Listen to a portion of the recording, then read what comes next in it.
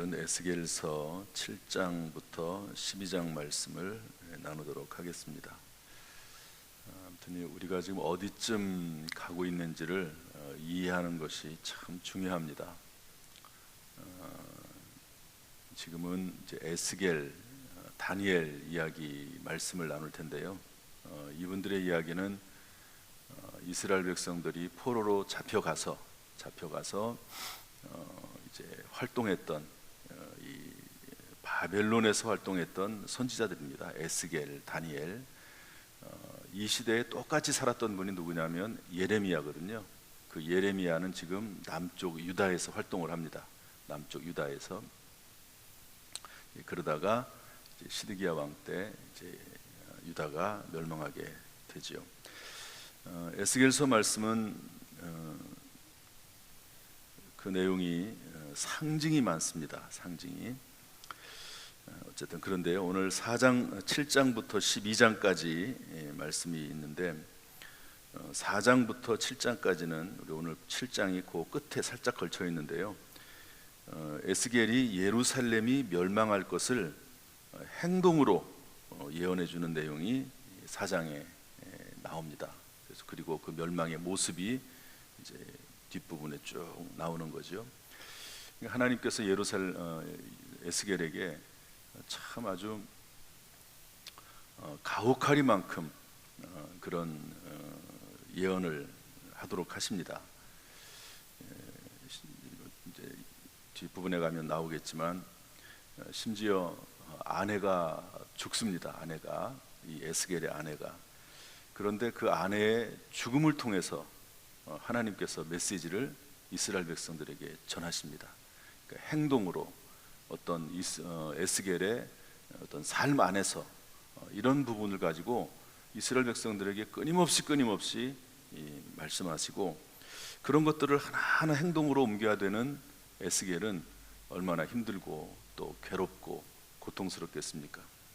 이런 모습들이 이제 에스겔서에 나오고, 8장부터 11장으로 넘어가면 유다의 장로들, 그 당시에 이제 포로로 끌려온 사람들 중에서 또 유다의 대표들이 있지 않겠습니까?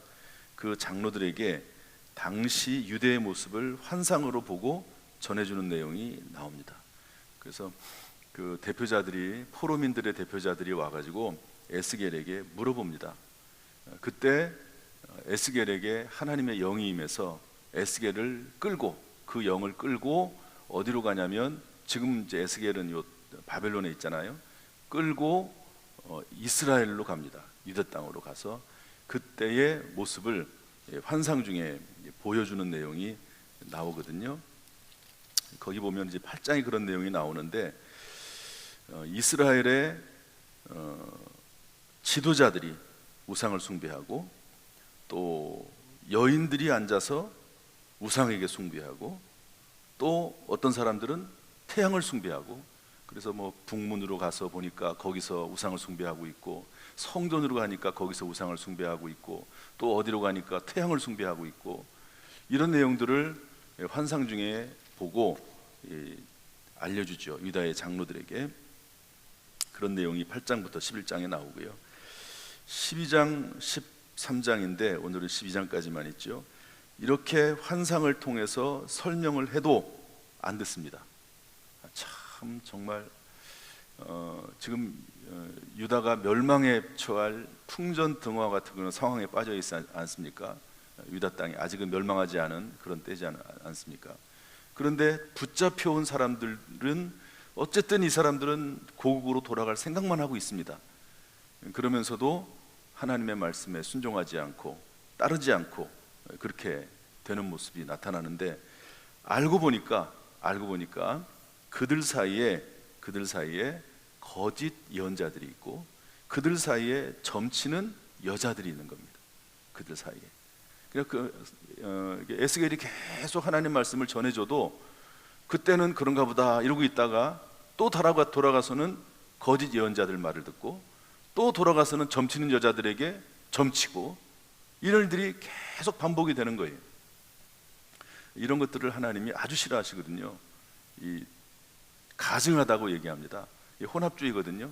하나님도 섬긴다고 하면서 하나님을 섬기고, 그러면서 또 우상 숭배하고 점치고, 그리고 거짓 예언자들의 말을 듣고, 이런 모습들이 계속해서 반복이 되는 것을 볼 수 있는데, 문제는 바벨론에서도 그렇게 돼요. 바벨론에서도. 그러니까 이제 아직은 멸망하지 않았거든요. 이제 그때 결국에 할 수 없이 시드기야 왕 때 멸망당하게 된다 하는 그런 내용입니다. 그래서 에스겔서의 말씀이 이제 이런 내용들이 있는데요. 여러분, 중간중간에 상징들이 많이 나와 있습니다. 뭐 바퀴의 이야기가 나오고 내 생물에 대한 이야기가 나오고 이런 내용들이 나오는데, 그런 내용들은 다 다루기가 어렵습니다. 그런 내용들 쭉 읽어보시면 좋을 것 같고요. 오늘은 이 에스겔서 7장부터 12장 가운데 있는 말씀 중에 몇 가지만 좀 살펴보겠습니다. 우리 7장 19절 말씀 보겠습니다. 7장 19절 말씀 다 같이 읽겠습니다. 시작. 그들이 그 은을 거리에 던지며 그 금을 오물같이 여기리니 이는 여호와 내가 진노를 내리는 날에 그들의 은과 금이 능히 그들을 건지지 못하며 능히 그 심령을 족하게 하거나 그 창자를 채우지 못하고 오직 죄악의 걸림돌이 되미로다. 멸망의 날에 여러분, 전쟁이 일어났다고 한번 생각을 해봅시다. 그러면 은과 금이 무슨 필요가 있습니까? 아무런 소용이 없죠. 정말로 이때 필요한 것은 빵 한 조각, 마실 물, 이게 더 필요하죠. 사막에 갔는데 사막에서 갈증이 나는데 그 사막 한가운데서 금덩어리를 발견했다고 칩시다. 그게 무슨 소용이 있습니까? 정말 필요한 것은 물이죠. 그런 것처럼 이스라엘 백성들이 은과 금을 소중하게 생각을 하고 은과 금을 모으고 그러는데, 진노를 내리는 그날에는 아무런 소용이 없다. 그것으로 창자를 채우지 못한다. 그 마음을 만족하게 하지 못한다. 그런 것들은 오직 죄악의 걸림돌이 될 뿐이다. 죄 짓는 데는 유익한지 모르나 그러나 구원하는 데는 아무런 능력이 없다라고 에스겔 선지자가 말씀을 하고 있습니다. 여러분, 저와 여러분의 구원은 금이나 은으로 되는 것이 아니라 오직 예수 그리스도, 그분의 십자가의 보혈의 능력으로 우리가 구원을 받는 줄로 믿습니다. 베드로와 요한이 성전 미문에 가서 나면서부터 걷지 못한 사람을 만나죠. 그때 뭐라고 얘기하죠? 내게 은과 금은 없으나 나사렛 예수 그리스도의 이름으로 명하노니 일어나 걸으라. 여러분, 우리의 구원은 오직 예수 그리스도, 그분에게 있는 줄로 믿습니다. 구약 성경을 말씀을 보면서 우리는 예수님을 봐야 되는 거죠. 오늘도 예수 그리스도로 우리의 마음을 충분히 채우는 은과 금 필요합니다. 여러분, 선교할 때 얼마나 은과 금이 필요합니까? 우리가 살아나갈 때 얼마나 은과 금이 필요합니까? 그러나 구원, 은과 금으로 구원을 받는 것이 아니라고 오늘 성경이 우리에게 알려주고 있습니다. 두 번째, 우리 7장 4절, 8절, 9절, 또 9장 10절인데요. 우리 7장 4절을 같이 보겠습니다. 7장 4절 말씀 다 같이 읽어보죠. 시작. 내가 너를 불쌍히 여기지 아니하며 불쌍히 여기지도 아니하고 내 행위도로 너를 벌하여 내 가증한 일이 너희 중에 나타나게 하리라. 내가 여호와인 줄 너희가 알리라. 8절 9절도 읽어보겠습니다. 다 같이 7장 8절 9절 시작. 이제 내가 속히 분을 내고 쏟고 내 진노를 내게 이루어서 내 행위대로 너를 심판하여 내 모든 가증한 일을 내게 보응하되 내가 너를 불쌍히 여기지 아니하며 긍휼히 여기지도 아니하고 내 행위대로 너를 벌하여 나의 가증한 일이 너희 중에 나타나게 하리니 나 여호와가 때리는 이임을 내가 알리라. 아멘. 우리 9장 10절 말씀도 보겠습니다. 넘어가서 9장 10절 말씀 다 같이 읽어보죠. 시작. 그러므로 내가 그들을 불쌍히 여기지 아니하며 긍휼을 베풀지 아니하고 그들의 행위대로 그들의 머리에 갚으리라 하시더라. 따라합시다. 행위대로.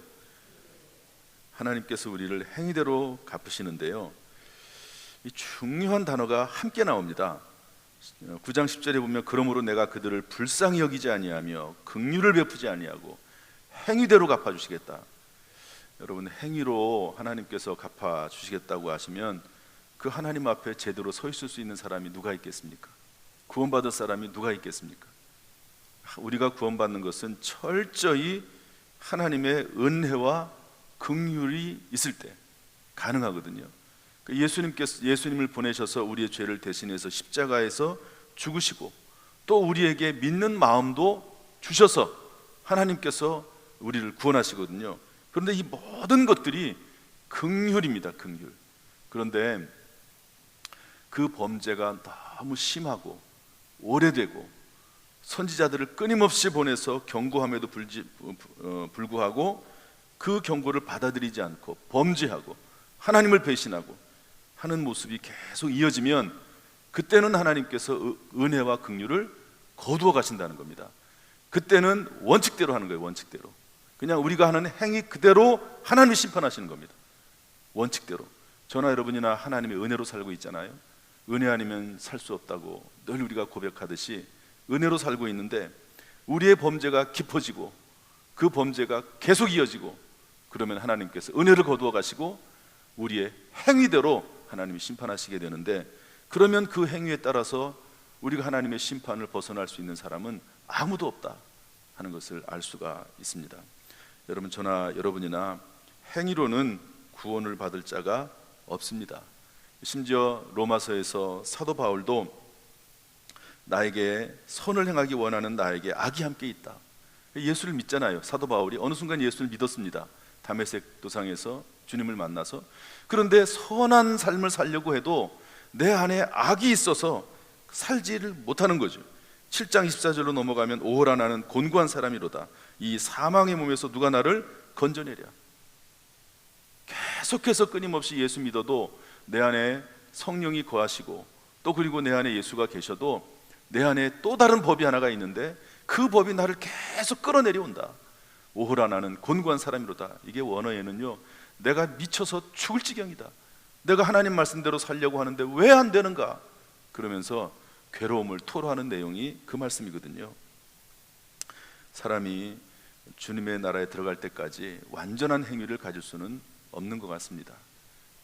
그러므로 예수 믿고 나서도 하나님의 은혜와 긍휼로 구원을 받고 예수 믿게 되는데 그 이후의 삶에서도 우리가 예수 그리스도의 은혜로 살아가고 긍휼로 살아가게 되는 것이죠.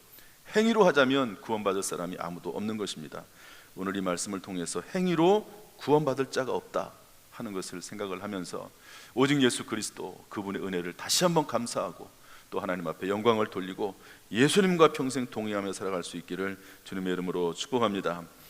그래서 11장 17절 20절 말씀이 나오게 되는데 우리 11장으로 넘어가겠습니다. 11장 17절부터 20절 말씀 좀 길지만 한번 읽어보겠습니다. 다 같이 시작. 너는 또 말하기를 주 여호와의 말씀에 내가 너희를 만민 가운데서 모으며 너희를 흩은 여러 나라 가운데서 모아내고 이스라엘 땅을 너희에게 주리라 하셨다 하라. 그들이 그리로 가서 그 가운데 모든 미운 물건과 모든 가증한 것을 제하여 버릴지라. 내가 그들에게 한 마음을 주고 그 속에 새 영을 주며 그 몸에서 돌 같은 마음을 제거하고 살처럼 부드러운 마음을 주어 내 율례를 따르며 내 율례를 지켜 행하게 하리니 그들은 내 백성이 되고 나는 그들의 하나님이 되리라. 하나님께서 우리에게 은혜를 베푸실 때 어떻게 하신다고요? 이제 이스라엘 백성들이 심판의 날이 끝나고 돌아올 때 하나님께서는 그들의 삶 가운데 새로운 마음을 주신다는 거죠. 새 영을 주고 돌 같은 마음을 제거하고 살처럼 부드러운 마음을 주셔서 회개하게 하고 회복되게 하고 구원을 준다고 말씀을 하고 있습니다. 결국 구원은 오직 하나님의 은혜로 받는다는 거죠. 한번 따라합시다. 오직 하나님의 은혜로 구원받는다. 그래서 이 종교개혁을 할 때 솔라 그라티아 오직 은혜로, 솔라 피데 오직 믿음으로, 솔라 스크립투라 오직 성경으로 그런 외침을 하면서 종교개혁을 하지 않았습니까? 성경을 자꾸 벗어나고 하나님의 은혜를 벗어나고 또 그리고 믿음을 벗어나는 그런 카톨릭 교회에 대해서 하나님께서는 루터나 또 칼빈이나 이런 사람들을 통해서 종교개혁을 일으키게 되는데 그 핵심이 뭐냐? 하나님의 은혜로 구원을 받는다. 베드로 성당을 지키기 위해서 헌금을 하면 구원받는 게 아니고 그것은 우리의 삶의 모습일 뿐이고 구원받은 사람의 삶의 모습일 뿐이고 오직 하나님의 은혜로 하나님의 말씀으로 믿음으로 구원을 받는다고 말씀하고 있는 것이죠. 그때 하나님께서 우리에게 새 영을 창조하시고 새 마음을 주신다고 말씀하고 있습니다. 그래서 에베소서 2장 8절 9절에 보면 너희가 그 은혜를 인하여 믿음으로 말미암아 구원을 받았나니 이것이 너희에게서 난 것이 아니요 하나님의 선물이라. 행위에서 난 것이 아니 누구든지 자랑하지 못하게 합니다. 행위에서 난 것이 아니고 뭐라고요? 하나님의 선물이라고 말씀하고 있습니다. 여러분 놀랍게도요, 우리가 하나님의 은혜로 하나님의 선물로 구원을 받았다고 하는 겁니다. 평생 갚아도 다 갚지 못한 은혜를 받고 우리가 사는 줄로 믿습니다. 이 믿음을 가지고 오늘도 살아가시고 하나님 말씀이 늘 깨달아져서 에스겔 시대에 이런 백성들처럼 하나님의 심판과 징계의 대상이 아니라 주님 부르실 때까지 쓰임받는 인생이 되기를 주님의 이름으로 축원합니다. 기도하겠습니다. 하나님 아버지, 오늘 이 시간 이 새벽에 하나님께서 우리를 불러주셔서 예배드리게 하시니 감사합니다.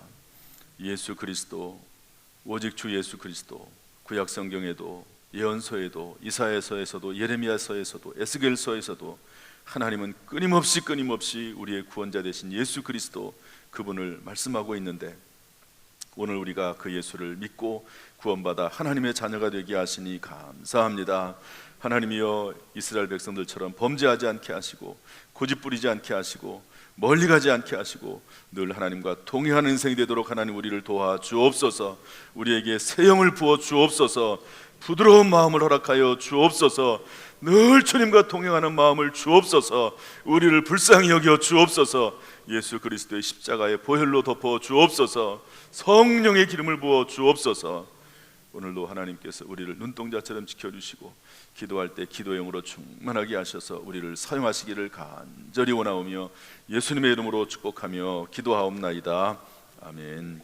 이제는 우리 주 예수 그리스도의 은혜와 아버지 하나님의 무한하신 사랑과 성령님의 감동, 감화, 은혜, 축복, 교통하심이 우리 모든 성도들에게 그 가정, 직장, 사업, 자녀, 심령 위에 이 나라 민족 위에 함께 하시기를 간절히 축원하옵나이다. 아멘.